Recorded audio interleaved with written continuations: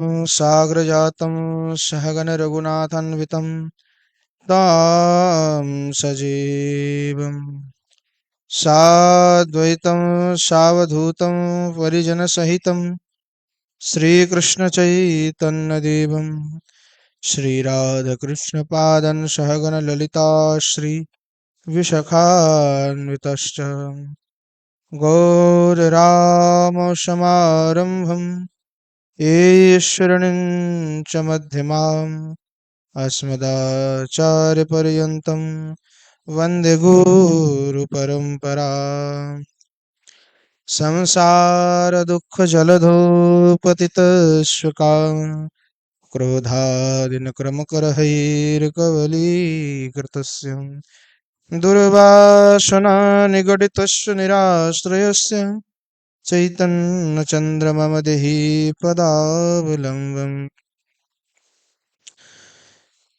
पाञ्चतत्त्वात्मकं कृष्णं भक्तरूपस्वरूपकं भक्तावतारं भक्ताख्यं नमामि भक्तशक्तिकम् वंशे विभूषितकरान् नवनीरदाभान्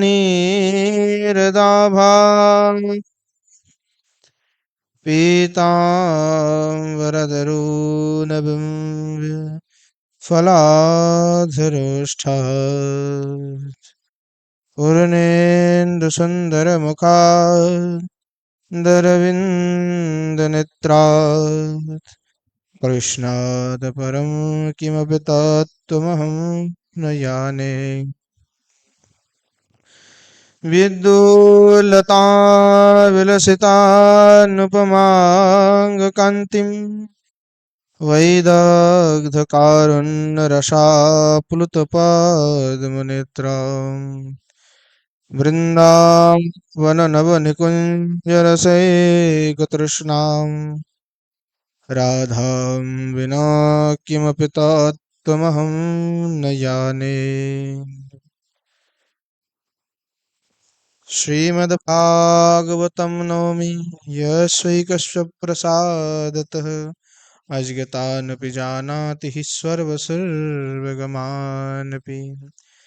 गङ्गातरङ्गरमणीयजटाकलापं गौरी निरन्तरविभूषितवामभागम् नारायणप्रियमनङ्गमदापहारं वाराणसीपुरपतिं भज विश्वनाथम् नारायणं नमस्कृत्य नरं चैव नरोत्तमं देवीं सरस्वतीं व्यासं ततो जयमुदीरये जननी जनको वन्दितधरणी धरणीधरौ सन्तानवत्सलो पूजो सन्तनो कुशलार्थिनो श्रीरूपं साग्रजं वन्दे रघुनाथं कृपामयम् श्रीजीवं भट्टयोगं च शय्यनो सुखदायकम् येषां सहजस्निग्धानं पादरेणुमभीक्ष्णश सर्वविघ्नविनाशाय शिरसा धारयाम्यहम् वृन्द्यायै तुलसीदेव्यै प्रियायै केशवस्य च कृष्णभक्तिप्रदे देवी सत्यवत्यै नमो नमः वाञ्छकल्पतरुभ्यश्च कृपा सिन्धुभ्यैव च पतितानं पावनेभ्यो वैष्णवेभ्यो नमो नमः हरे कृष्ण कृष्ण कृष्ण हरे हरे हरे हरे राम राम राम हरे हरे बोले श्री राधा गिरिंद्र बिहारी लाल की जय बोलो जय जय श्री राधेश्याम निताई गौर हरि बोल। श्री परम पूज्य পণ্ডিত বাবার কৃপায় নিত্য সৎসঙ্গে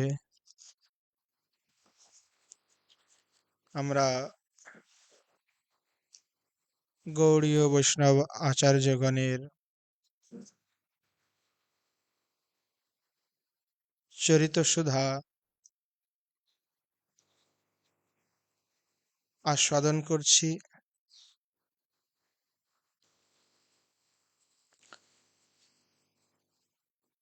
বৈষ্ণব আচার্যগণ যারা ভজননিষ্ঠ, বৈরাগ্যনিষ্ঠ, গোস্বামীগণের আদর্শের মূর্তমান বিগ্রহ, তাদের পরম পাবনময় জীবন চরিত্র আমরা নিত্য শ্রবণ করছি। বিগত দিবস পরম পূজ্য পণ্ডিত বাবা সম্বন্ধে আমরা শ্রবণ করেছি, আস্বাদন করেছি। আজ বাবাজি মহারাজের অর্থাৎ শ্রী বড়ে বাবা পণ্ডিত বাবার শ্রী গুরুদেব সিদ্ধ শ্রী নিত্যানন্দ দাস বাবাজি মহারাজের পরম পাবনময় চরিত্র আস্বাদন করব। সিদ্ধ শ্রী নিত্যানন্দ দাস বাবাজি মহারাজ, সিদ্ধ বাবা অর্থাৎ গোবর্ধনের সিদ্ধ কৃষ্ণদাস বাবাজি মহাশয়ের দ্বিতীয় শিষ্য শ্রী নিত্যানন্দ দাস জি মহারাজ, তারই তিনি ছিলেন সিদ্ধ কৃষ্ণদাস বাবাজি মহারাজের দ্বিতীয় শিষ্য, ভজন শিষ্য। শ্রী গদাধর পণ্ডিত গোস্বামীপাদের পরিবারের অন্তর্ভুক্ত তিনি ছিলেন। পূর্ব আশ্রমে তিনি রাঢ়ীয় ব্রাহ্মণ ছিলেন এবং অধিক বয়সেই সিদ্ধ বাবার শ্রীচরণাশ্রয় করেছিলেন। শ্রী বলরাম দাস বাবাজি মহারাজ সিদ্ধেশ্বর নিত্যানন্দ দাস বাবাজি মহারাজকে দাদা দাদা বলেই ডাকতেন। শ্রী সিদ্ধ নিত্যানন্দ দাস বাবাজি মহারাজ শ্রী মদন মোহন শহরে থেকে ভজন করতেন। তীব্র সাধননিষ্ঠ, ভজননিষ্ঠ ছিলেন। প্রাচীন শ্রী মদন মোহন ছোরে তার আসন বিরাজমান ছিল। বহু বৈষ্ণবগণ সিদ্ধ নিত্যানন্দ দাস বাবাজি মহারাজের কাছে আসতেন। বাবাজি মহারাজের কাছে এসে ভজন শিক্ষা নিতেন যে কিরূপে ভজন জগতে অগ্রসর হওয়া যায়, কেমন ভাবে ভজন সাধন করতে হয়, কিরূপে সাধন করলে যুগল সরকারের চরণ অনতিবিলম্বে লাভ হয়ে থাকে। বৈষ্ণবগণ বাবাজি মহারাজের নিকটে আসতেন, প্রশ্ন জিজ্ঞাসা করতেন। বাবাজি মহারাজ খুবই আনন্দের সহিত, প্রীতির সহিত, প্রেমের সহিত বৈষ্ণবদিগের সেই প্রশ্নগুলির যথাবৎ যথাসুন্দর রূপে উত্তর প্রদান করতেন।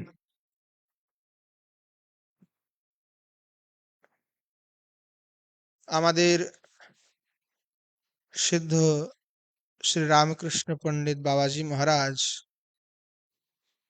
শ্রী সিদ্ধ নিত্যানন্দ দাস বাবাজি মহারাজের সাক্ষাৎ মন্ত্র শিষ্য ছিলেন।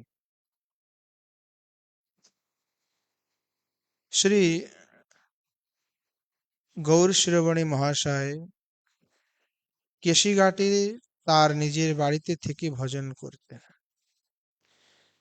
আমাদের সিদ্ধ বাবা, আমরা গতকাল শুনেছি যে বাবাজি মহারাজ নৃসিংহ ভট্টের তার অমায়িক গুণ, তার অদ্ভুত শাস্ত্র জ্ঞান, বিনামাদন সমতা, কীর্তন শৈলী এবং দৈন্য ব্যবহার, সেগুলিতে এত আকর্ষিত হয়েছিলেন, আনন্দিত হয়েছিলেন, তখনই জয়পুরে থাকা অবস্থায় উনি নির্ণয় নিয়েছিলেন যে যার শিষ্যের ভিতরে এত গুণ, তার গুরুর ভিতরে কেমন গুণ হতে পারে। সেই গুণাকর্ষণেই আকর্ষিত হয়ে পরবর্তীতে শ্রী সিদ্ধ বাবা বাবাজি মহারাজের কাছে এসেছিলেন। বাবাজি মহারাজের সিদ্ধ শ্রী নিত্যানন্দ দাস বাবাজি মহারাজের মন্ত্র শিষ্যের ভিতরে অন্যতম ছিলেন আমাদের শ্রী শ্রী রামকৃষ্ণ দাস পণ্ডিত বাবা।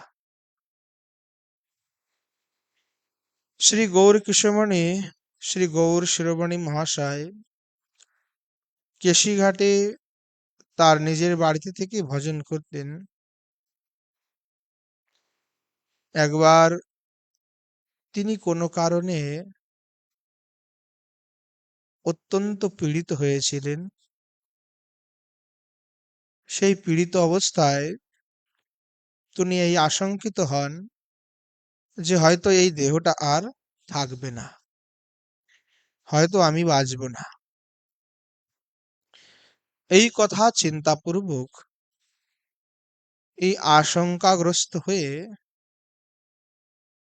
বাবাজি মহারাজের কাছে তিনি বেশ আশ্রয় করেছিলেন।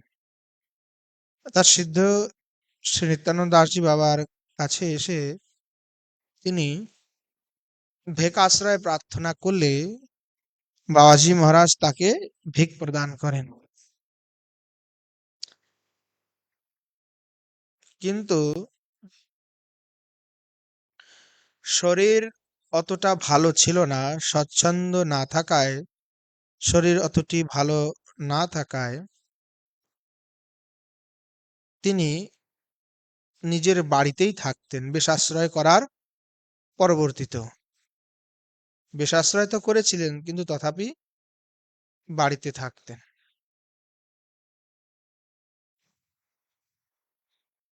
কোনো এক সময়ের কথা,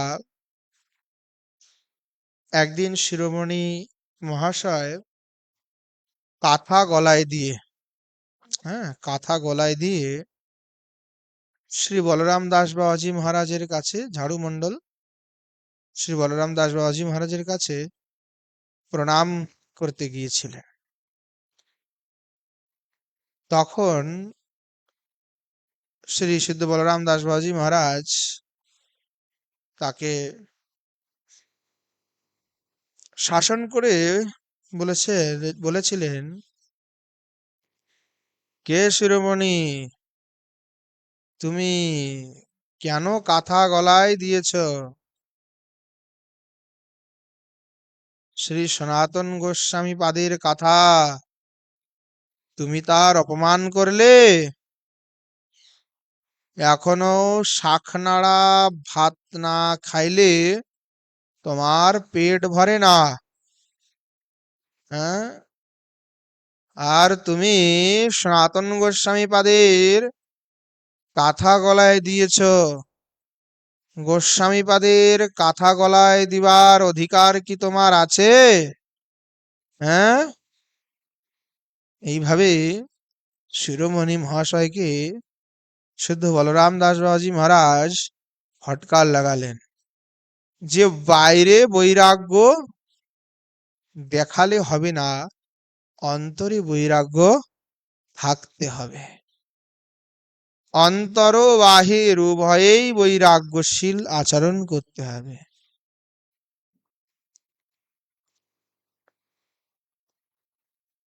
প্রেমটি যেমন বাইরে দেখানোর জিনিস নয়, সেটি অন্তরে রাখার জিনিস, অন্তরে রাখার বস্তু।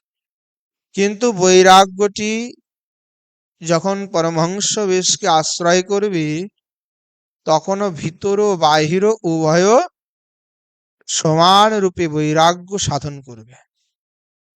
ভিতরেও যদ্রূপ বৈরাগ্য, তদ্রূপ আচরণ বাহিরেও হতে হবে। ভিতরে তো হতেই হবে এবং তদ প্রকাশটিও বাইরে হতে হবে।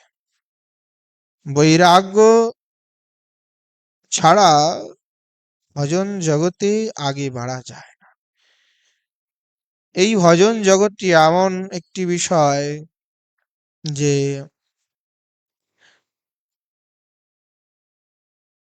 যারা ভজন করেছেন সেই মহাত্মা দিগের চরণাশ্রয় করলেই, তাদের চলিত মার্গেই যদি আমরা চলি, তবেই আমাদের কল্যাণটি সাধন হবে। আচার্যগণ বারবার একটি বিষয় দেখিয়েছেন যে প্রত্যেকটি জীবের ভিতরে কোনো না কোনো ভাবে গুণ থাকে। সেই গুণটিকেই ভগবানের দিকে মুড়ে দিলেই ব্যাস হয়ে গেল, আর বিশেষ কিছুর প্রয়োজন হয় না। তাই বৈরাগ্য মহাপ্রভুর পারিষদ সব বৈরাগ্য প্রধান।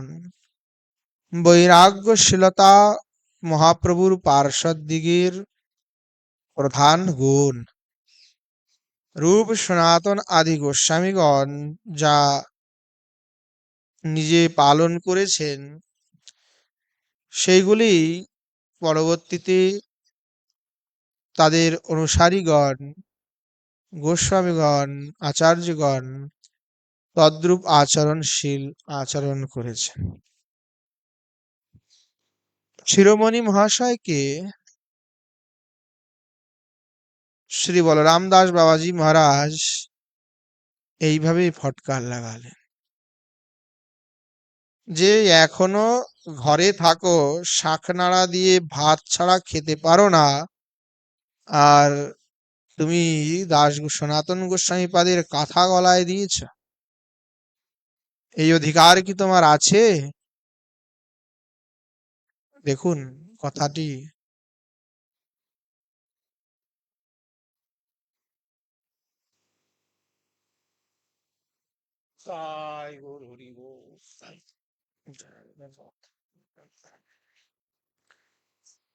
কথাটা কি জন্য বললেন, যদি ভোগ বিষয়ের ভিতরেই থাকি কিন্তু বাইরে খুব বৈরাগ্যশীলতা, আসলে এটা শোভনীয় নয়। সনাতন গোস্বামী পাদ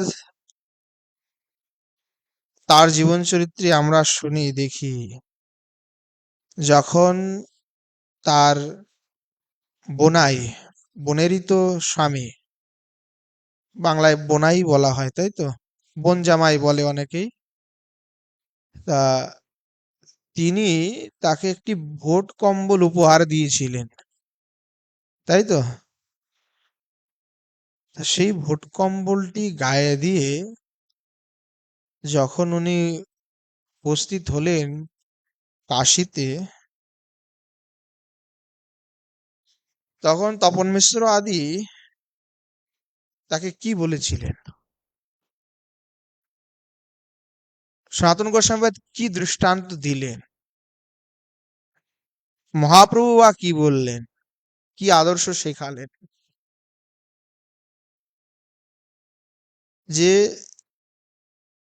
ছেঁড়া কাতা নেড়া মাথা হওয়া উচিত, সেইখানে বাইরে তো খুব বৈরাগ্যশীলতা, কিন্তু গায়ে যে 3 টাকার ভোট কম্বল গায়ে। আমরা দামি দামি পরিচ্ছদ দেখতে যদ্যপি বস্ত্রগুলি বিশাল বৈরাগ্যশীল, কিন্তু বস্ত্রের মূল্য শুনলে মাথায় হাত দিয়ে পড়ে। আর তদ্বস্ত্র পরিধান করে আমরা নিজেদেরকে দেখাই আমি কত বৈরাগ্যশীল। সাধারণ কোনো বাবাজির হিম্মতই হবে না যে ওই তদ্ধরনের বস্ত্রকে খরিদ করার। আর তদ্রূপ বস্ত্র ধারণ পূর্বক আমি যদি বৈরাগ্যের গান করি, তা সেটা আসলে কোনো আদর্শ নয়। মহাপ্রভুর পার্ষদগণ বৈরাগ্য প্রধান। মহাপ্রভু এটাই তো বললেন, 3 টাকার ভোটকম্বল গায়ে, হ্যাঁ? লোকে তো তোমাকে উপহাস করবে, এতে ধর্মের হানি হয়। তাই আচার্যগণ নিজেরা আচরণ করে শিক্ষা দিবেন। তাই আপনি আচরি জীবেরে শেখায়, উপদেশ আদি করার পূর্বে যদি বলেন দান করলে তো প্রাপ্ত হচ্ছে, তো দান তো সনাতন গোস্বামী পাদকেও করেছিল। সনাতন গোস্বামী পাদ কি সেই দানটি নিলেন? তিনি কি করলেন, ধোবিকে গিয়ে সেই ভোট কম্বলটির পরিবর্তে ছেঁড়া কাঁথা নিয়ে এসে উপস্থিত হলেন। এই হলো মহাপ্রভুর পারিষদ এবং তাদের আদর্শ। কিন্তু আমরা এখন যদ্যই বৈরাগ্যের কথা বলি, আমাদের আচরণ তার বিপরীত। তো বিপরীত আচরণ পূর্বক তত্ত্ব জ্ঞান প্রদান আসলেই অনুচিত, অনধিকারী। তা যে বিষয়ে বলার অনধিকারী সেই বিষয়ে না বলাই সব থেকে ভালো, বা তদ্রূপ আচরণ না দেখানোই ভালো। আমি যেমন ঠিক তেমনটি উপস্থিত করাটাই সবসময়ের জন্য শ্রেয়স্কর। বলরাম দাসজি শিরোমণি মহাশয়কে ফটকার লাগালেন। বলরাম দাসজি মহারাজের এই কথা শ্রবণ করে শিরোমণি মহাশয় তার ভুল বুঝতে পারলেন যে আমি বাবাজি হয়েও ঘরে আছি। প্রথমত তো এইটাই বড় অনুচিত কাজ। বাবাজি হয়ে তো আর ঘরে থাকা যায় না। পরমহংস বেশ, বেশের তাৎপর্যই তো গৃহত্যাগ। আমরা বর্তমানে সামান্য অর্থটাই গ্রহণ করতে ভালোবাসি, অর্থাৎ গৌণ অর্থ বেশি গ্রহণ করি, মুখ্য অর্থকে বর্জন পূর্বক। বেশাশ্রয় আদি পরমহংস বেশ, তার তাৎপর্যই হচ্ছে সর্বত্যাগ, সর্বোপাধির বিনির্মুক্ত। একটাই উপাধি থাকে, আমি শ্রী কিশোরজির দাসী। সেই দাসী ভাবনা ব্যতিরেকে আমার আর কোনো অস্তিত্বই নাই। আমি বলতে শ্রী কিশোরজির দাসী। গোপী ভর্তুর পদকমলয়োর দাসানুদাসো ভবিতাস্মি ভূয়। তাদ সেই মঞ্জরীগণের, সেবকগণের, তাদেরও সেবকের সেবক আমি, এই চিন্তা চেতনায় একমাত্র হবে। এতদ ব্যতিরেকে সাধকের আর কোনো পরিচয় নেই। কিন্তু আমরা গৌণ পরিচয়টিকেই রাখছি, কিন্তু বেশ আদির বা পরমহংস ধর্মের যে মর্যাদা, তার যে গূঢ়ার্থ, সেটিকে আমরা বুঝতেই পারছি না। সেটিকে যদি উপলব্ধি না করতে পারি, তাহলে ভজন জগতে অগ্রসর হবে না, বেশটি কেবল আড়ম্বর মাত্রই হবে। এই জন্য বৈরাগ্য বেশাশ্রয় যখনই করবে, তখনই সম্মুক্তয়া আচার্যগণের যে আচরণ, সেই আচরণ পালনের চেষ্টা করবে। শিরোমণি মহাশয় খুব কান্না করতে থাকলেন দৈন্য হয়ে, যে বাবা আমার ভুল হয়ে গেছে, আমি আসলেই অনুচিত কার্য করে ফেলেছি। খুব কান্না করলেন, খুব দৈন্য ভরে আরতি প্রার্থনা করলেন। এর পরবর্তীতে তিনি মদন মোহন ছোড়ে শ্রী নিত্যানন্দ দাস বাবাজী মহারাজের নিকটেই একটি কুটিরে বাস করতে লাগলেন। মহৎগণ যে বকাঝকা দেন, শাসন করেন, তার পিছনে অনেক বড় হিত থাকে। আমরা অনেক সময় নিজের আত্মঅহংকার বশে নিজেকে সর্বজ্ঞানী ভেবে অনেক সময় মহৎ দিগের যারা বয়োবৃদ্ধ সাধু সন্ত তাদের বাণীকে উপেক্ষা করি, বা তারা যদি কখনো আমাদেরকে একটু বকাঝকা শাসন করলো, মনে মনে খুব রাগ হয় যে আমাকে শাসন করছে, বকা দিল। শাসন তাকেই করা যায় যাকে মানুষ প্রীতি করে। কারণ যাকে ভালোবাসি, যাকে প্রীতি করি, আমরা চাই তার জন্য কখনো ক্ষতি না হয়, তার জন্য পতন না হয়। এখন প্রীতি করি, ভালোবাসি, আমি জানি যে যদি বকা দিই, ঝকা দিই, তাহলে তার মনে দুঃখ লাগবে, খারাপ লাগবে। কিন্তু তথাপি যারা প্রীতি করেন, হিত চান, মঙ্গল চান, আসলেই যারা মঙ্গল চান, আসলেই যারা প্রীতি করেন, তারা বকা ঝকা একটু দেবেনি, শাসন করবেনি। আর এই শাসনের কারণ হলো তাতে তার কল্যাণই হবে, তার মঙ্গলই হবে, অমঙ্গল হবে না। অমঙ্গল নাশ করার জন্যই এই শাসন। বুঝতে পারলেন তো? এই জন্য প্রীতি করলে শাসন করতে হয়। আর যদি শাসন না করেন, তাহলে উদ্দণ্ড হয়ে যাবে, পতন হয়ে যাবে, ভুল পথে চলবে। তো সাধককে সবসময় যারা আচার্যগণ, গুরু হন বা না হন, যারা হিত চান, মঙ্গল চান, কেউ যদি কাউকে গুরু বুদ্ধি করেন, তার থেকে শিক্ষা নেন, তিনি চাইবেন যে যেন তার কাছে যিনি আসছেন তার যাতে পতন না হয়।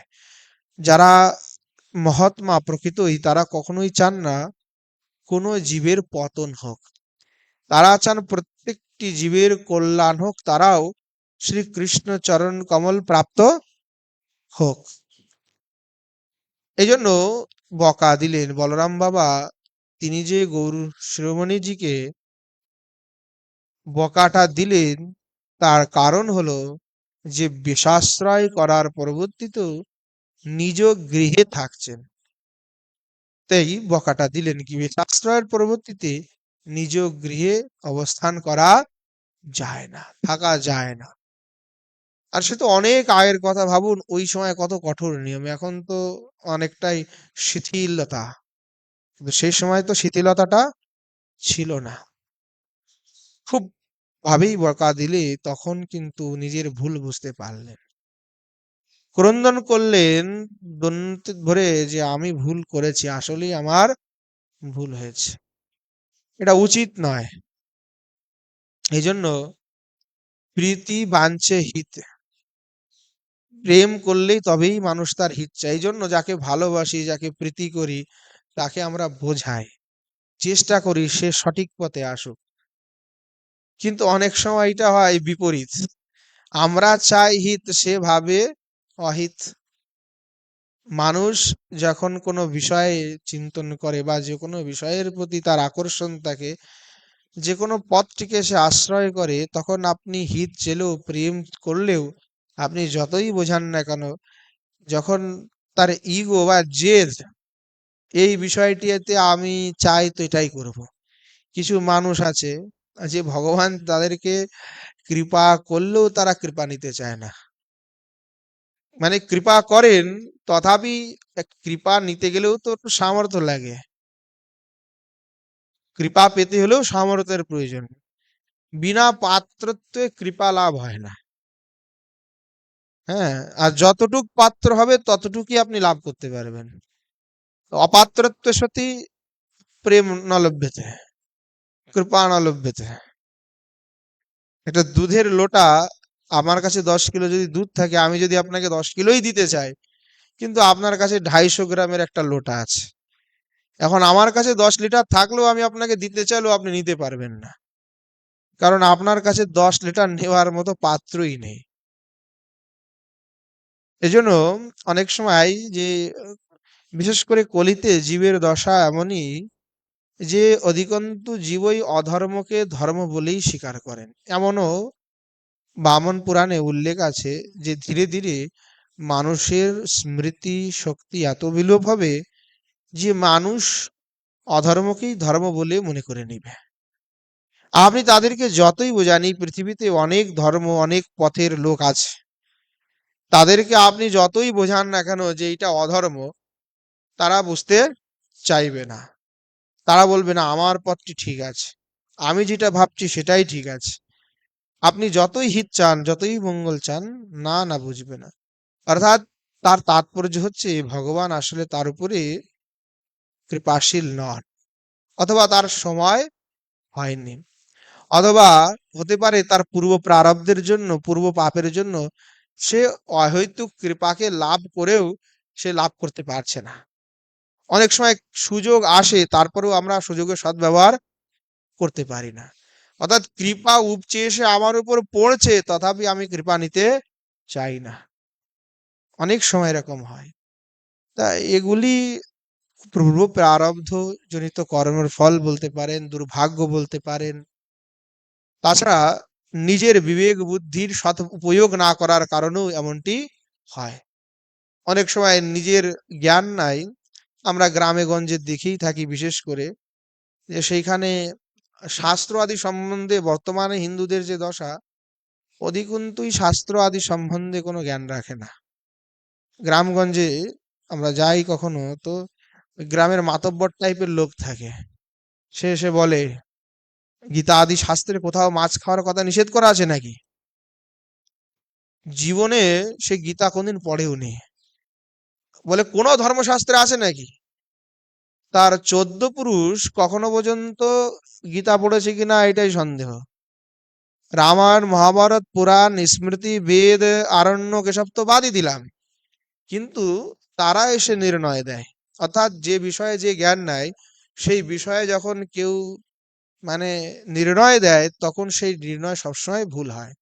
বাজারে ডাক্তারের অনেক বই পাওয়া যায়, তার মানে এই নয় সেটা পড়ে কেউ ডাক্তার হয়ে যাবে আর অপারেশন করবে। তার জন্য প্র্যাকটিক্যাল নলেজ থাকা উচিত, অনুভব থাকা উচিত, পড়া উচিত, তারপরে সে করতে পারে। যে বিষয়ে আমি জানি না সেই বিষয়ে কখনোই জিদ করা উচিত নয়। যে বিষয় সম্বন্ধে আমার জ্ঞান নয় সেই বিষয়ে নির্ণয় দেওয়াও কখনো উচিত নয়। হ্যাঁ, তবে যে বিষয়ে যিনি পারদর্শী, যে বিষয়টিকে যিনি ভালো জানেন, তার থেকেই উপদেশ নেওয়া শ্রেয়স্কর, এবং তারাই অধিকারী উপদেশ দেওয়ার জন্য। অনধিকারীর থেকে উপদেশ নিলে, অজ্ঞানীর কাছ থেকে উপদেশ নিলে কখনোই আগে বাড়া যায় না। আচার্যগণ এই জন্য বলেছেন কনিষ্ঠের সঙ্গ করতে নাই, মধ্যমের সঙ্গ করতে নাই, উত্তমের সঙ্গ করতে হয়। বলে কনিষ্ঠের সঙ্গে করলে তো কোনো লাভ হবে না, যদি মধ্যমের সঙ্গ করেন তাহলে সমানে সমানে সঙ্গ হবে, কোনো কিছু আর অতিরিক্ত লাভ হবে না। তাহলে সঙ্গ কার সাথে করতে হবে? বলে নিজের থেকে যে উত্তম তার সঙ্গ করতে হবে। যদি তার সঙ্গটি করেন তাহলে আপনি কিছু পাবেন, কিছু জানতে পাবেন। তাই উত্তমের সঙ্গ করতে হবে। বলরাম দাস বাবাজি মহারাজ ছিলেন উত্তম ভক্ত। তিনি তত্ত্বকে জানতেন, অনুভবটি ছিল, এবং গৌরকিশোর শিরোমণিজিকে ভালোবাসতেন, তার হিত চাইতেন, মঙ্গল চাইতেন। তিনি জানেন যে এই রূপে যদি উনি চলেন, গৃহে থাকেন বেশ আশ্রয় করে, আর এইভাবেই বৈরাগ্যাদি না ধারণ করে খেয়ে দিয়ে পড়ে চলে যান, তাহলে এই বেশটি ধারণটাই সার হবে, বাকি আর কোনো কিছু আগে হবে না। তাই তার হিত কামনার্থে তাকে উপদেশ করলেন, একটু বকা দিলেন। শিরোমণিজি কিন্তু তিনিও ভক্ত পুরুষ ছিলেন, তিনি সেটা বুঝতেও পেরেছিলেন। তাই তার কথা শুনেই পরবর্তীতে মদনমোহন ঠোরে শ্রী সিদ্ধ নিত্যানন্দ দাস বাবাজি মহারাজের কাছে গিয়ে তখন উনি বাস করতে লাগলেন। তার কিছুদিন পরে বলরাম দাস বাবাজি মহারাজ তিনি তার নিজ গুরু সিদ্ধ কৃষ্ণদাস বাবাজি মহারাজের উৎসব আয়োজন করবেন বলেই নির্ধারণ করেছিলেন। যথাসময়ে বাবাজি মহারাজ মানে সিদ্ধ বলরাম দাস বাবাজি মহারাজ তিনি যথা সময়ে তিথিতে ওই উৎসবের সমস্ত আয়োজন করেছিলেন, যেখানে যা ব্যবস্থা করার প্রয়োজন সমস্ত ব্যবস্থা করেন, এবং সেই উৎসবে বৃন্দাবনস্থ সমগ্র বৈষ্ণবগণকে তিনি নিমন্ত্রণ করেছিলেন। কিন্তু সিদ্ধ নিত্যানন্দ দাস বাবাজি মহাশয়কে উনি নিমন্ত্রণ করেননি। কেন নিমন্ত্রণ করেননি? কারণ শিরোমণি মহাশয়কে ভেগ দিয়েছেন কে? শ্রী নিত্যানন্দ দাস বাবাজি মহারাজ। ভেগ দিয়েছেন, ওইটাতে বাবাজি মহারাজ প্রসন্ন ছিলেন না। উনি ঘরে থাকতেন বা বেশের অধিকারী হননি, এমনটি বাবার সিদ্ধান্ত ছিল। কারণ তারা মনে করতেন যে সেই পরিপুষ্ট দশাতে গেলেই ভেগটা দেওয়া উচিত। আপনি পণ্ডিত বাবার জীবনী দেখুন না, পণ্ডিত বাবা কবে ভেগ নিয়েছেন? যখন পণ্ডিত বাবা দীক্ষাটা কখন নিয়েছেন? সব ন্যায় দর্শন ব্যাকরণ ফ্যাকরণ সব পড়া ঠড়া শেষ হয়ে গেল, 20 বছর, মানে বৃন্দাবনে উনি এসেছিলেন 13 বছর বয়সে। 7 বছর বৃন্দাবনে এসে উনি রঙ্গজিতে পড়লেন, করলিকুঞ্জের মহারাজের কাছে পড়লেন, আরো অন্যান্য বৃন্দাবনের যারা বড় বড় তৎকালীন পণ্ডিত সবার কাছে গিয়ে পড়েছেন। 7 বছর পড়াশুনো করার পরে তারপরে গিয়ে দীক্ষা নিলেন। তার পরবর্তীতে মায়ের কাছে আসা যাওয়া ইত্যাদিতে পরে আবার ভেগটা নিলেন। ভাবুন, যারা আচার্যরা নিয়ম করেছেন যে ভেকাশ্রয়টি বেশাশ্রয়টি সেটি পাত্রতে দান করতে হয়, অপাত্রে দান করলে সেটি থাকে না। যাকে তাকে তো আর সেই জিনিস প্রদান করা যাবে না, খুবই সাধনের জিনিস। আর ভিকাশ্রয়টি কোনো সাধারণ খেলা নয়, নিয়ে সাধন করতে হবে। আচার্যগণ তেমনই বৈরাগ্য দেখিয়েছেন। আর যারা ওইটাকে চাননি তারা দূরে থেকে ব্রহ্মচারী থেকে চলে গেছেন। অনেক আমাদের আচার্যগণ আছেন যারা ব্রহ্মচারী সারা জীবন থেকেছেন, ভিকাশ্রয় করেননি, ব্রহ্মচারী ছিলেন। যেমন নারায়ণ ভট্ট গোস্বামীর শ্রী গুরুদেব কৃষ্ণদাস ব্রহ্মচারী ছিলেন, প্রদ্যুম্ন ব্রহ্মচারী ছিলেন, নকুল ব্রহ্মচারী যে ছিলেন, সবই মহাপ্রভুর পার্ষদ ছিলেন। তো বাবাজি মহারাজ এইটাতে প্রসন্ন ছিলেন না, তাই উনি সিদ্ধ শ্রী নিত্যানন্দ দাস বাবাজি মহারাজকে নিমন্ত্রণ করেছিলেন না, মানে ওনার গুরুদেবের উৎসবে। তো যথাবৎ ওই দিনকে বাবাজি মহারাজ উৎসব করেছেন, সমগ্র বৈষ্ণবগণকে ডেকেছেন, ধুমধাম করে উৎসবও করালেন, সমগ্র বৈষ্ণবগণ এসেছেন। আর এদিকে সবার প্রসাদ পাওয়া শেষ হয়ে গেছে। এদিকে বাবাজি মহারাজ বলরাম দাস বাবাজি মহারাজের মনে আশা আছেন যে আমি যদি নিমন্ত্রণ নাও করি তো আমার গুরু ভাই নিত্যানন্দ সে অবশ্যই আসবে। ঠিক সন্ধ্যাকালে নিত্যানন্দ বাবা দাস বাবাজি মহারাজ একখানি ডুলিতে বসে তিনি শিরোমণি মহাশয় সহ তার আরো অন্যান্য শিষ্যগণকে নিয়ে উৎসবের স্থানে ঝাড়ু মণ্ডলে গিয়ে উপস্থিত হলেন। সব শিষ্য টিষ্য নিয়ে একেবারে বাবাজি মহারাজ উপস্থিত হয়েছেন। সেখানকার বৈষ্ণবগণ গিয়ে সব দৌড়ে গিয়ে শ্রী বলরাম দাস বাবাজি মহারাজকে সংবাদ দিলেন, বাবা, সিদ্ধ বাবা নিত্যানন্দ দাস বাবা তিনি তার সমস্ত শিষ্যবর্গ আদিকে নিয়ে আপনার এখানে এসেছে।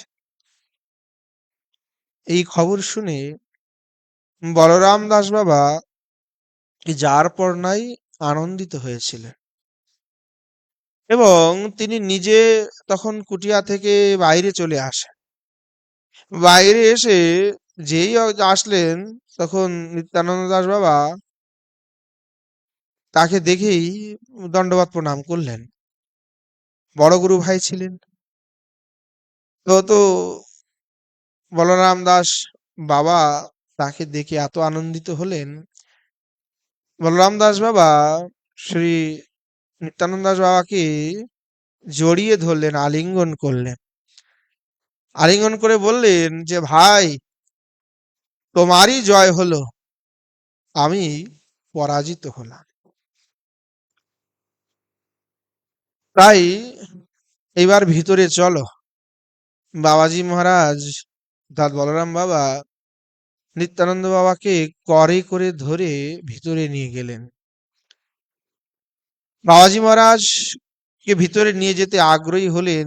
বাবা চলুন চলুন চলুন। নিত্যানন্দ বাবা বললেন, ভাই, আমার তো সেই অধিকারটি নাই। বাবাজি মহারাজ করে ধরে বললেন, চলো চলো চলো। বাবাজি মহারাজ বললেন, না ভাই, আমার সেই অধিকারটি নাই। এখানেই যদি আপনি এক কণা অধরামৃত দেন তবেই ভালো হয়। বাবাজি মহারাজ বলরাম দাস বাবা কোনো কথা শুনলেন না। একেবারে জোর করে ধরে নিত্যানন্দ দাস বাবাকে আদরের সহিত তার শিষ্যগণকে নিয়ে ভিতরে নিয়ে গেলেন এবং বাবাজি মহারাজকে বসিয়ে যথাযোগ্য সম্মান প্রদান করলেন, পূজন করলেন এবং কণিকা প্রসাদ আদি তাকে প্রদান করলেন। বাবাজি মহারাজও খুব আনন্দের সহিত প্রসাদ গ্রহণ করলেন। কথিত আছে যে এই স্বভাব সিদ্ধতার কারণেই, এই দন্যতার কারণেই, তার এই অদ্ভুত যে গুণ, সেই গুণগুলি আমাদের পণ্ডিত বাবার ভিতরেও আমরা বর্তমান দেখতে পাই। সেই সময়ের প্রাচীন অনেক বৈষ্ণবগণ বলেছেন যে পণ্ডিত বাবার মানে সিদ্ধ নিত্যানন্দ দাস বাবাজির যে গুণ, সেই গুণ যেন পণ্ডিত বাবার ভিতরেই একেবারে প্রস্ফুটিত কমল রূপেই উৎপন্ন হয়েছে। অর্থাৎ সেই গুণের বিকাশটা যেন স্বয়ং পণ্ডিত বাবা। নিত্যানন্দ দাস বাবা তার এত গুণে গুণান্বিত, সেই গুণের সমস্ত প্রকাশ হলেন পণ্ডিত বাবা। তাই সুদূর জয়পুর থেকে বাবাজি মহারাজের সেই গুণে আকর্ষিত হয়েই কিন্তু পণ্ডিত বাবা এসেছিলেন সিদ্ধ নিত্যানন্দ দাস বাবাজি মহারাজের কাছে এবং তার চরণাশ্রয় পূর্বক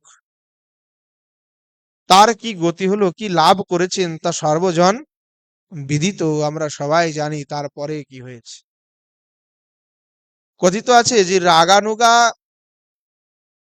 ভজনে যারা যারা তৎসময়ে প্রবৃত্ত ছিলেন, রাগানুগীয় ভজন সিদ্ধ মহাত্মা যারা ছিলেন, তাদের ভিতরে ইনি এক অদ্বিতীয় পুরুষ।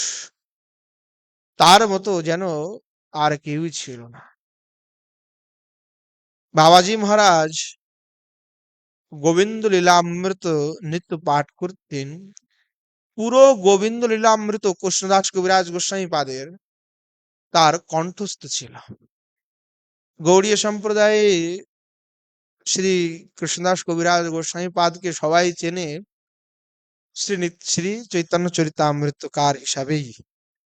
আমরা সব জায়গাতেই বলি চৈতন্য চরিতামৃতকার শ্রী কৃষ্ণদাস কবিরাজ গোস্বামী পাদ।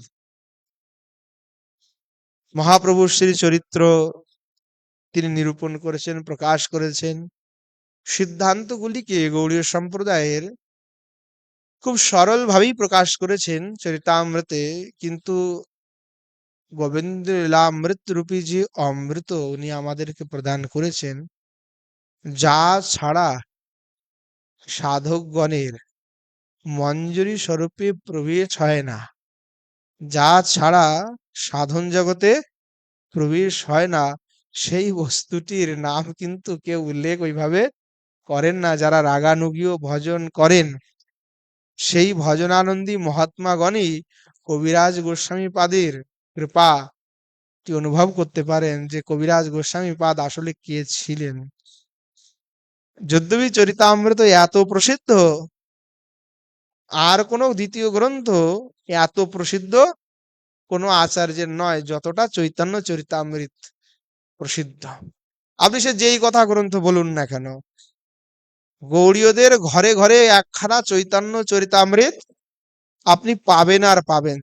চাই আপনি রূপ গোস্বামী পাদের ভক্তি রসামৃত সিন্ধু পান না পান, উজ্জ্বলমণি পান না পান, জীব গোস্বামী পাদের ষট সন্দর্ভ পান না পান, চক্রবর্তীবাদের ভাগবতের টিকা পান না পান, কিন্তু একখানা চৈতন্য চরিতামৃত প্রত্যেক গৌড়ীয় বৈষ্ণবের ঘরে ঘরে পাওয়া যায়, এটা সর্বজন বিদিত। আচার্যপাদ কৃষ্ণদাস কবিরাজ গোস্বামী তিনি এই জন্যই খ্যাত, কারণ যে গ্রন্থগুলির নাম আমরা বললাম সেই সমস্ত গ্রন্থগুলির সার তত্ত্বকেই কবিরাজ গোস্বামীপাদ একটি গ্রন্থেই তিনি সুন্দরভাবে সম্বোধিত করেছেন, সেটি হলো চৈতন্য চরিতামৃত। সেটি বিধিমার্গ এবং রাগমার্গ উভয় সাধকের জন্যই আনন্দকর, প্রীতিকর। মহাপ্রভু চরিত্র তত্ত্ব সমস্ত কিছু জানার জন্য অদ্ভুত। কিন্তু রাগানুগী ভজন যারা করেন, রাগানুগীয় মার্গী যারা সাধকগণ, তাদের জন্য এই গোবিন্দ লীলামৃতি হলো একমাত্র পথ, যার আশ্রয় করেই সেই নিত্য নিকুঞ্জে সেবা লাভ হয়। এতদ ব্যতিরেকে কিন্তু আর কোনো রাস্তা নেই। তাই কবিরাজ গোস্বামী পাদ যে কেবল শুধুমাত্র সাধারণ ভক্তদের জন্য কৃপা করেছেন তেমনটি নয়, তিনি রাগানুগীয় বিশেষ সাধকগণের জন্য বিশেষ কৃপাপূর্বক গোবিন্দ লীলামৃতটি পরিণত করেছেন, এবং সেই গ্রন্থকেই অনুসরণ পূর্বক পরবর্তীতে গুটিকা আদি নির্মিত হয়েছে। তা সেই সময় গোবিন্দ লীলামৃতটি বৈষ্ণব সমাজে খুব প্রসিদ্ধ ছিল। রাগানুগীয় সাধকগণ নিত্যপ্রতি গোবিন্দ লীলামৃত পাঠ করতেন। এখন কিন্তু গোবিন্দ লীলামৃতটি আর পাঠ হয় না, শ্রবণও হয় না। যদি কেউ ক্বচিৎ নিজে নিজে কেউ পড়লো তবে পড়লো, কিন্তু একেবারে সেই গ্রন্থটি যেন অবহেলিত হয়ে আছে। ওইদিকে তেমন কারো আর ভ্রুক্ষেপ নাই, ক্বচিৎ খুব কম লোকের, প্রকাশিতও নাই। সেই গ্রন্থটি বাবাজি মহারাজের কণ্ঠস্থ ছিল, নিত্য তিনি পাঠ করতেন, স্মরণ করতেন, করতে করতে পুরো গ্রন্থটি আত্মসাৎ করেছিলেন। কোন পৃষ্ঠায় কোন শ্লোকে কি আছে হুবহু বলে দিতেন, তার গ্রন্থও লাগতো না, সমগ্র পুস্তকটি একেবারে স্মরণে ছিল। প্রত্যেকটি শ্লোকের অনুভব, তাৎপর্য সমস্ত কিছু সিদ্ধ বাবা অনুধাবন করেছিলেন, সমস্ত কিছুই তার স্মরণস্থ ছিল। কুমার বৈরাগ্য সবসময় তীব্র ছিল। মনোগতির অবিচ্ছিন্ন যথা গঙ্গাম বসুবোধ, যেমন নদীর স্রোত কখনোই থামে না, সবসময় নদীতে স্রোত চলতেই থাকে, নদীতে কখনোই তরঙ্গ থামে না। ঠিক তদ্রূপ ভাবে তার মনের গতি ছিল অবিচ্ছিন্ন। বৈরাগ্য সারাটা জীবন তীব্র বৈরাগ্য নিয়ে ভজন করেছেন। এই শাস্ত্র বাক্যই বাবাজি মহারাজের জীবনে প্রত্যক্ষ দেখা যায়। স্বপ্ন, জাগরণ, সুষুপ্তি প্রায় একই অবস্থায় থাকতেন, চাই জাগ্রত দশায় হোক, চাই সুষুপ্তি দশায় হোক, চাই স্বপ্ন দশায় হোক, সব সময় সব সময় একই অবস্থায় থাকতেন। চেতনাকালে তিনি গভীর এবং নিস্পন্দিত ভাবে অবস্থিত থাকতেন। আহার বিহার বা শৌচাদি কৃত্যের জন্য যখন সেবকগণ অনুরোধ করতেন, তখন তিনি এমন ভাবে উঠতেন যেন সমাধিতে ছিলেন, এবং সমাধি থেকে উঠলেন। সমাধি দশা থেকে উঠলে যেমন ভাবটি হয়, ঠিক তদ্রূপ ভাব দশা বাবাজি মহারাজের ভিতরে পরিলক্ষিত হতো। নিদ্রিত অবস্থাতেও কখনো তিনি হাসতেন, কখনো রোদন করতেন, কখনো প্রলাপ করতেন। লোকে মনে করত তিনি জাগরিত আছেন। চেতনা অবস্থায় যেমন তিনি মনোভাব গোপন রেখে গম্ভীর থাকতেন, নিদ্রাকালে কিন্তু সেটা গোপন থাকতো না। যখন নিদ্রায় যেতেন তখন ভাব আরো বেশি প্রকাশিত হতো। যখন চেতন থাকতেন তখন নিজেকে উনি কন্ট্রোল করে রাখতেন, মনের ভাব গোপন করে রাখতেন, কিন্তু যখনই নিদ্রাকালে যেতেন তখন সেই ভাব আপনা আপনি বাইরে প্রকাশ পেত। তাই তার সেবকগণ এটা বুঝতেই পারতেন না, নির্ণয় করতে পারতেন না কি বাবাজি মহারাজ কি জেগে আছেন না বাবাজি মহারাজ নিদ্রিত হয়ে আছেন। তারা উভয়ে এটা বুঝতেই পারত না। যাহাকে দেখিলে মুখে আইসে কৃষ্ণ নাম, শ্রীমান মহাপ্রভুর এই যে বাক্য মর্ম, সেই বাক্যটি সিদ্ধ বাবাকে দেখলেই বোঝা যেতে পারতেন সবাই, প্রত্যক্ষ করতেন। বাবাজি মহারাজকে দর্শন করলেই সাথে সাথেই যেন কৃষ্ণ নাম চলে আসতো। এমনকি শাস্ত্রীয় এবং ভজন সম্বন্ধীয় কোনো রকম সন্দিগ্ধ বিষয় নিয়ে যদি বাবাজি মহারাজের কাছেও কেউ বসতো, তাহলে আপনা আপনি তার হৃদয়ে সেই সন্দিগ্ধ বিষয়গুলির সমাধান একেবারে স্ফুরিত হতো, সব তার কাছে সমাধান হয়ে যেত। বাবাজি মহারাজ যেহেতু সবসময় ভজনাবিষ্ট থাকতেন, তাই কোনো প্রশ্ন উনি শুনতেনও না বা উত্তর দেওয়ার অবকাশও পেতেন না। কোনো অবকাশ ছিল না, শোনারও সময় ছিল না, আর উত্তর দেওয়ারও অবকাশ ছিল না। কিন্তু বাবাজি মহারাজের কাছে বসলেই অটোমেটিক ভাবে আপনা আপনি সে সন্দিগ্ধ মনের যে ভাব, সেই ভাবটি আপনা আপনি যেন তার উত্তরটি তিনি পেয়ে যেতেন, আপনা আপনি প্রকাশ পেত। এবং ব্রজের বহু পণ্ডিত বৈষ্ণব ভজনানন্দীগণ সেটা প্রত্যক্ষও করেছিলেন। এবং এই শক্তিটাই পরবর্তীতে শ্রী পণ্ডিত বাবার মাঝে অনেক বৈষ্ণবগণ প্রত্যক্ষ অনুভব করেছেন। এবং অনেকেই বলেন যে বাবাজি মহারাজের এই যে শক্তি, সেই শক্তিটি তার গুরুদেবেরই সঞ্চারিত শক্তি। যেমন বাবাজি মহারাজের কাছে বসলে সবার সমাধান হয়ে যেত, কিছু বলতেও হতো না, তদ্রূপ সেই শক্তিটি বাবাজি মহারাজ তার গুরুদেবের থেকেই এটি পেয়েছিলেন বলেই আচার্যগণ বলেছেন। ত্রিনাদপি শুনিচন শ্লোক, তার যথার্থ আচরণ বাবাজি মহারাজ করেছেন, যথার্থভাবে তার মাঝে এটি প্রকাশিত হয়েছে। কোনো ব্যক্তি বা তেমনকি বাবাজি মহারাজের কোনো শিষ্যগণও যদি তাকে এসে দণ্ডবত প্রণাম করতেন, তাহলে বাবাজি মহারাজ তাদের দণ্ডবত প্রণাম করার আগেই হাত জুড়ে দিতেন, নিজে দণ্ডবত প্রণাম করতেন।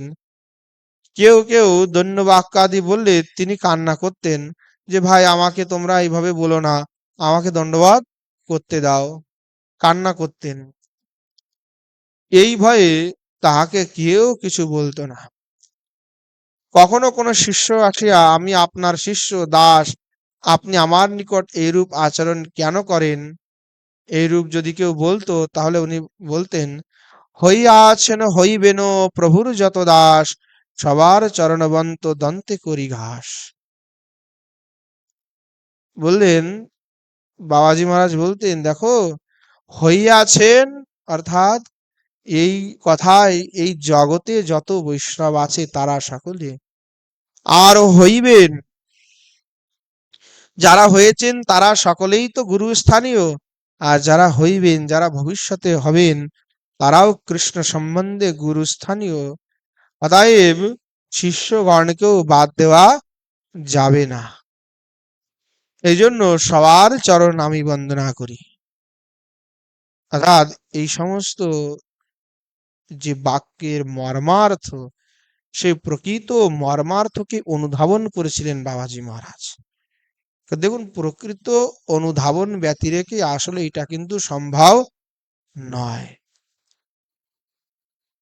তার অন্তরঙ্গ শিষ্যগণের মধ্যে যদি কেউ কখনো অবসর মতো বলতেন, বাবা আপনি আপনার শিষ্যের প্রতি এ তাদৃশ্য আচরণ করেন, সেই জন্য উনি দুঃখ পেয়ে চলে গেলেন। উনি আপনার শিষ্য বাবা, উনার সাথে কি এরূপ ব্যবহার করা উচিত? তখন বাবাজি মহারাজ ভীত হয়ে যেতেন, বলতেন, তবে আমি কি করব বাবা, তুমি আমাকে উপদেশ করো।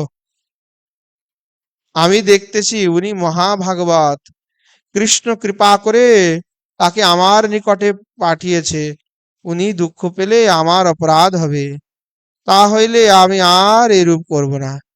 কিন্তু পুনরায় আবার যখন ওই শিষ্য সম্মুখে আসতো, তখন আবার তিনি পূর্বের কথা ভুলে গিয়ে আবার দণ্ডবৎ করতেন। তখন শিরোমণি মহাশয় প্রভৃতি শিষ্যগণ তাকে সান্ত্বনা দিয়ে বলতেন, দেখ ভাই, মহাপ্রভু সাক্ষাৎ ভগবান, তিনি সাক্ষাৎ ভগবান হয়েও কখনো কখনো কার চরণ ধরেছেন, কখনো কখনো কার বস্ত্র বহন করেছেন, নিজেকে গোপী ভর্তুপদ কমলয়োর দাসানুদাস বলেছেন। এই অভিমান মহাপ্রভুর মধ্যে সর্বতভাবে বর্তমান ছিল। তার জন্য অনেকেই মহাপ্রভুকে স্বয়ং ভগবান না বলে মানে প্রেমাবতার বলেছেন। স্বয়ং ভগবান এটি অনেকেই না বলে বলছেন না, প্রেমের অবতার, মহাপ্রেমের অবতার। কেন? তারা ভাবছেন যে মহাপ্রভুর এই ভক্ত ভাব, সেই ভক্ত ভাবকে গ্রহণ করে ঈশ্বর তত্ত্বটি তাদের অনুধাবন হচ্ছে না। কিন্তু মহাপ্রভু তো স্বয়ং ভগবান, স্বয়ং ভগবান হয়েও তিনি মনুষ্য লীলায়, নরলীলায় ভক্ত ভাবটি অঙ্গীকার পূর্বক গোপী ভর্তু পদকমলের দাসানুদাস কিরূপে হতে হয়, কিরূপে নিজেকে সেই আচরণ নিজেকে করতে হয়, সেটি শ্রীমান মহাপ্রভু সাক্ষাৎ তিনি দর্শন করিয়েছেন। তাই বাবাজি মহারাজ সেই আচরণ মহাপ্রভুর, দেখুন মহাপ্রভুর যারা পার্ষদ হবেন তাদের কর্তব্য তো মহাপ্রভুকে অনুসরণ করা। মহাপ্রভু যা উপদেশ করেছেন, যা দেখিয়েছেন, আচরণ করেছেন, সেটি আমাদের পালন করা। গোস্বামীগণ মূর্তিমন্ত বৈরাগ্য স্বরূপ, দাস গোস্বামী পাদের ন্যায় হেন বৈরাগ্য কি আর কারো আছে? সেই বৈরাগ্যের অমূর্ত স্বরূপ, মূর্ত স্বরূপ আমাদের আচার্যগণ, গৌড়ীয় বৈষ্ণব আচার্যগণ। তাদের প্রবল দৈন্যতা, প্রবল সিদ্ধান্ত, বড় বড় বিদগ্ধ পণ্ডিত হয়েছেন, তথাপি কখনোই অমর্যাদা করেননি। তারা সবসময় দৈন্যতার সহিত তীব্র ভজন অনুরাগ পূর্বক ভজনটিকে লক্ষ্য রেখে সবসময় মহাপ্রভুর গোস্বামীগণের আদর্শটিকে অনুসরণ করেছেন। তো বাবাজি মহারাজ মানে শিষ্য গৌরকিশোর শিরোমণিজি যখন মদনমোহন ধরে বাবাজি মহারাজের কাছেই থাকতেন, তখন তিনি তার গুরু ভাইদেরকে সান্ত্বনা দিতেন, বলতেন, ভাই, গুরুদেব তোমাদেরকে প্রণাম করে, বন্দন করে, তোমরা এটাকে অন্য চোখে দেখো না। মহাপ্রভু তো সাক্ষাৎ ভগবান, তথাপি মহাপ্রভুর চরিত্র দেখো, নিজে দাস ভাবে কখনো পাগলের মতো ছুটছেন, কখনো কোনো বৈষ্ণবের দিকে ধাবিত হচ্ছেন, কখনো কারো বস্ত্র ধারণ করছেন, কখনো কারো চরণ ধরছেন, দে একটু কৃপা দে, একটু প্রেমধন দে। মহাপ্রভুর এই তীব্র আকুতি, তীব্র দৈন্যতা, সেটি দেখেই বোঝা যায়। তাই মহাপ্রভুর যে অভিমান, যে দাস্যতা ভাব, সেই ভাবাবেশটি শ্রী বাবাজি মহারাজের ভিতরে সবসময় আমরা দেখতে পাই। তাই বাবাজি মহারাজের এই যে ভাব, তৃণাদুপি শুনিচন তররিব সহিষ্ণুনা, অমানি না মানদেন কীর্তনিয়া সদা হরি, আর হইয়াছেন হইবেন প্রভুর যত দাস, সবার চরণ বন্ধু দন্তে করি ঘাস। আমরা তো সবাই কীর্তনের সময় বলি, কিন্তু আদৌ কি কথাটি অনুধাবন করেছি? অনুধাবন করেছি যে যারা হবেন, বর্তমানে তো আমাকে যদি কেউ দণ্ডবৎ করে তাহলে আমি তো অনেক খুশি হয়ে যাব, আহ কত সুন্দর দণ্ডবৎ করলো সবাই। না, আমাকে যে দণ্ডবতের বিপরীতে দণ্ডবৎ প্রণাম করা উচিত, সেটি আমরা বিস্মৃত হয়ে যায়।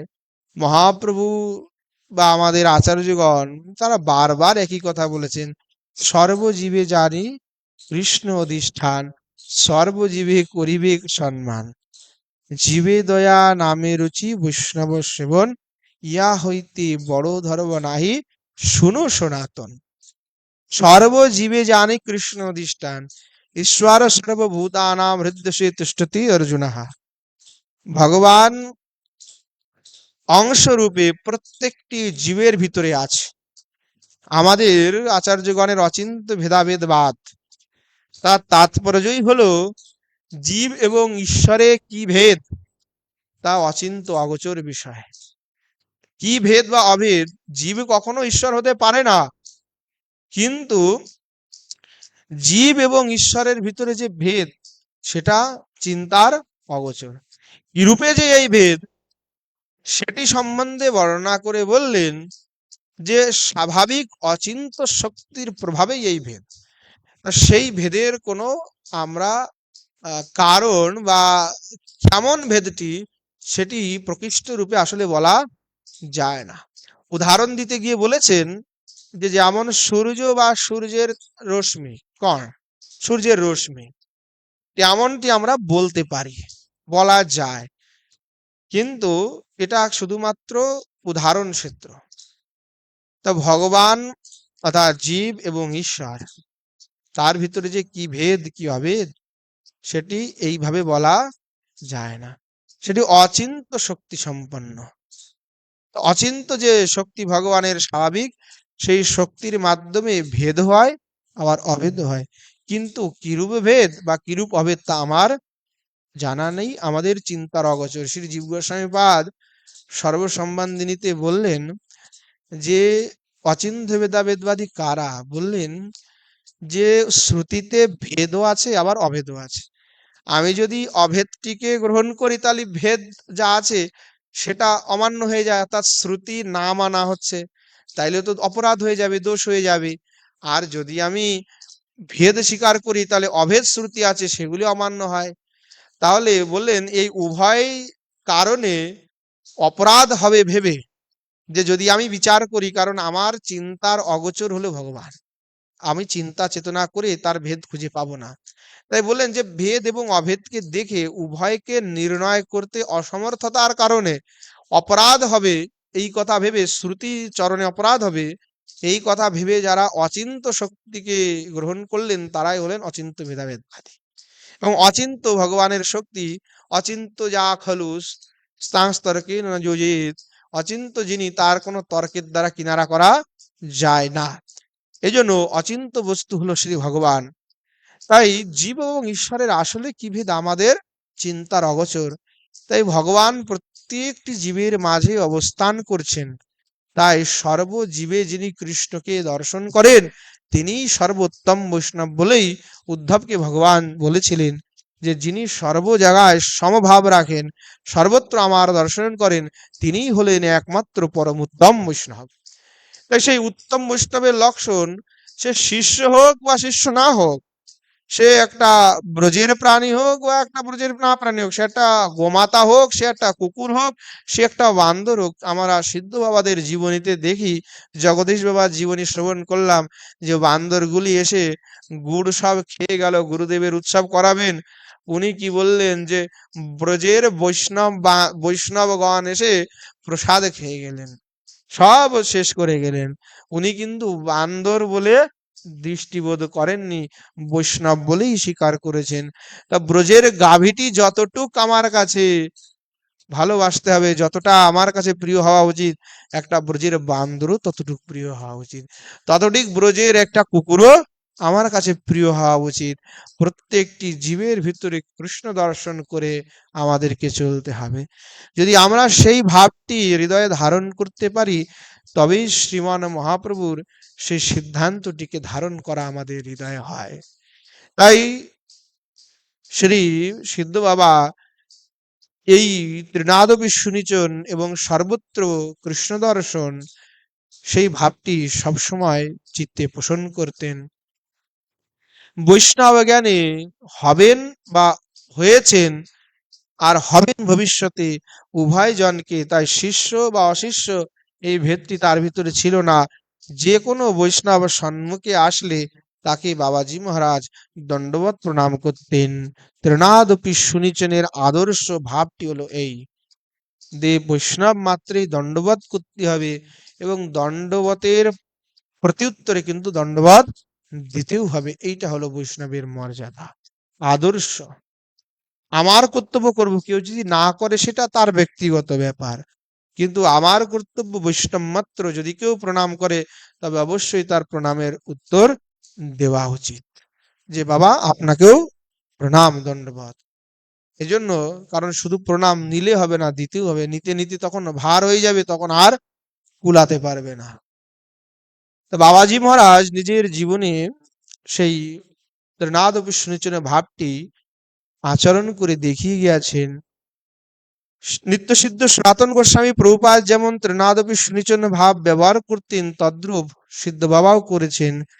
কবিরাজ গোস্বামীপাদ তিনি লিখলেন, পুরুষের কীট হইতে মই সে লঘিষ্ঠ। আমার মতো আর লঘিষ্ঠ, কনিষ্ঠ মানে একেবারে নীচ, আমার থেকে পতিত আর কেউ এই ত্রিভুবনে নাই।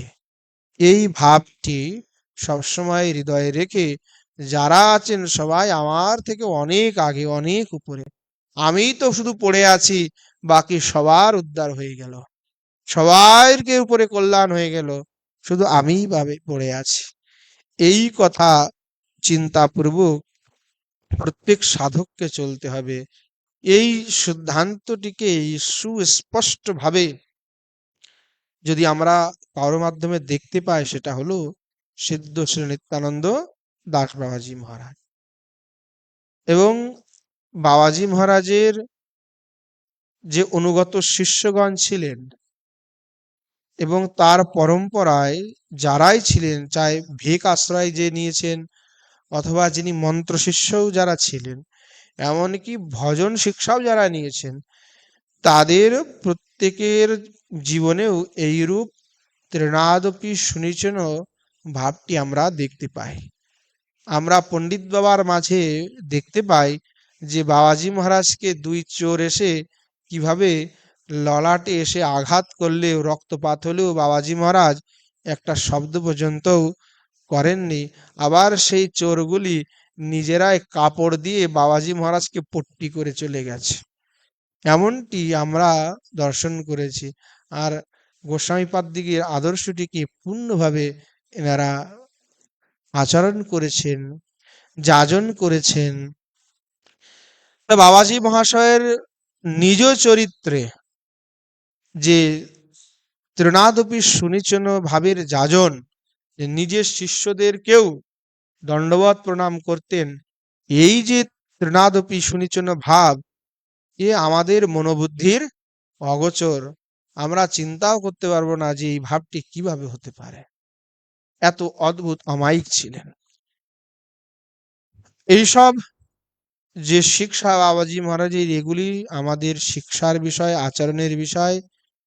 যদি গুরুগণ আচার্যগণ তারা আচরণ না করেন, আমরা শিখবো কোথা থেকে? তারা আচরণ করবেন, আমাদেরকে দেখাবেন, তবেই তো আমরা শিখব। এই জন্য তিনি গুরু হয়েও আমাদের প্রতি এরূপ আচরণ করেছেন। এবং তাহলে বুঝতে হবে যে গুরুদেব যদি এইরকম আচরণ করেন, তাহলে শিষ্য হয়ে আমাদের কেমন দৈন্য আচরণ তাদের প্রতি করা উচিত। এইভাবে গৌরকিশোর শিরোমণিজি নিজের গুরু ভাইদেরকে বলতেন যে তোমরা সবাই গুরুদেবের শিষ্য, তো তোমরা একটু বিচার করো যে গুরুদেবের তোমাদের প্রতি এরূপ ভাব গুরু হয়েও, তাহলে তোমরা তোমাদের ভিতরে কেমন ভাব হওয়া উচিত। তোমরা তো তার শিষ্য, তাই তোমাদের কেমন দৈন্য আচরণ করা উচিত সেটা তোমরা নিজেরাও বুঝে নাও, নিজেরাই বিচার করো। এইরূপে গৌরকিশোর বাবা, গৌরকিশোর জীবী, তিনি তার গুরু ভাইদের সান্ত্বনা দিয়ে বোঝাতেন যে গুরুদেবের এই আদর্শটি তোমরা সকলেই কিন্তু মেনে চলবে। সবসময় শ্রী গুরুদেবের সেই আদর্শকে তোমাদেরকে মেনে চলতে হবে, এইভাবেই তিনি উপদেশ করতেন। বাবাজি মহারাজ সর্বদা যখন গোবিন্দ লীলামৃত কণ্ঠস্থ ছিলেন, কথিত আছে রাগানুগা ভজনে সর্বদা প্রবিষ্ট থাকতেন, নিরন্তর গোবিন্দ লীলামৃতের চিন্তন করতেন, অবসর একটুকু ছিল না। তীব্র বৈরাগ্য নিয়েই ভজন করেছেন, মাধুকরী বৃত্তি করতেন। শেষ বয়সে তখন কেবল লীলা স্মরণটি সার, গোবিন্দ লীলামৃতকে স্মরণ করে নিত্য লীলায় যুগল কিশোর সরকারের তিনি দর্শন পেতেন। ভাব বিকারটি হতো। শিষ্যগণ বাবাজি মহারাজের কথা শুনে বুঝতে পারতেন বাবা নিশ্চয়ই কোথাও লীলা স্মরণে আছে। কি দিন কি রাত লীলা স্মরণে প্রবৃত্ত কেউ শিষ্যগণ কখনো শুনছেন অস্ফুট স্বরে কোনো কোনো বাক্য বলছেন, শুনে যারা ভাব বোঝেন তারা বিজ্ঞজন বুঝতে পারছেন যে বাবাজি মহারাজ আসলে এই দেহে থেকেও এই দেহে নাই, তিনি সেই পরতীত লোকে, প্রপঞ্চ লোকের বাইরে সেই নিত্য জগতে তিনি বিচরণ করছেন। বাবাজি মহারাজের এই আদর্শকে অনুসরণ করে বাবাজি মহারাজের আশ্রয়ে অনেকেই থেকেছেন, যারাই থেকেছেন তারা সবাই তদ্রূপ ভজনানন্দী হয়েছেন। তার ভিতরে প্রধান শ্রী গৌর শিরোমণি মহারাজ, শ্রী ব্রজকিশোর দাস বাবাজি মহারাজ, শ্রী নৃসিংহ দাস বাবাজি মহারাজ, শ্রী পণ্ডিত রামকৃষ্ণ দাস বাবাজি মহারাজ, শ্রী নরোত্তম দাস অধিকারী, এইভাবে আরো অনেক বৈষ্ণবজান। কথিত আছে শ্রী নবদ্বীপ ধামের রানীর চরের সিদ্ধ শ্রী গৌর কিশোর দাস বাবাজি মহারাজ যখন বৃন্দাবনে ছিলেন সেই সময় তিনি শ্রী নিত্যানন্দ দাস বাবাজি মহারাজের কাছে ছিলেন এবং বাবাজি মহারাজের কাছে থেকেই তিনি অনেক ভজন সাধন শিখেছেন। এখানেই বাবাজি মহারাজকে দর্শন করে দেখেছেন যে কিরূপ দৈন্যতা, কিরূপ অদ্ভুত বৈরাগ্য, তীব্র ভজন এবং সাধন করতে হয়। তাই বাবাজি মহারাজের সান্নিধ্যে যে সমস্ত সাধকগণ এসেছেন তারাও কিন্তু সেইরূপ সাধনায় ব্রতী হয়েছেন। পরবর্তীতে অধিকাংশ জনই সিদ্ধ বাবা হয়েছেন। তার সব থেকে বড় আমাদের উদাহরণ হলো আমাদের পণ্ডিত বাবা, অর্থাৎ বাবাজি মহারাজের বিকশিত স্বরূপটি যেন আমাদের শ্রী পণ্ডিত বাবা। আজ বাবাজি মহারাজের শ্রীচরণ কমলে আমরা প্রণপাত করব। বাবাজি মহারাজের জীবনে চরিত সুধা এখানেই বিশ্রাম দিচ্ছি, সময় হয়ে গেছে। আমরা সবাই কামনা করব যেন আমাদেরও বাবাজি মহারাজের যে ভাব, তার আচরণ, সেটি শ্রবণ করে কিঞ্চিত হলেও আমাদের মাঝে সেই ভাবটি আসে, আমরাও শ্রী গোবিন্দের ভজন করতে পারি। এই কথা বলে আজকের হরি কথা বিশ্রাম দিচ্ছি। प्रेम से बोलिए जय जय श्री राधेश्याम। निताय गौर शतनाथ प्रेमानंद हरि हरि बोल। श्री युगल सरकार की जय। श्री युगल सरकार के समस्त पार्षद वृंद की जय। श्री वृंदावन धाम की जय। धाम में विराजमान सभी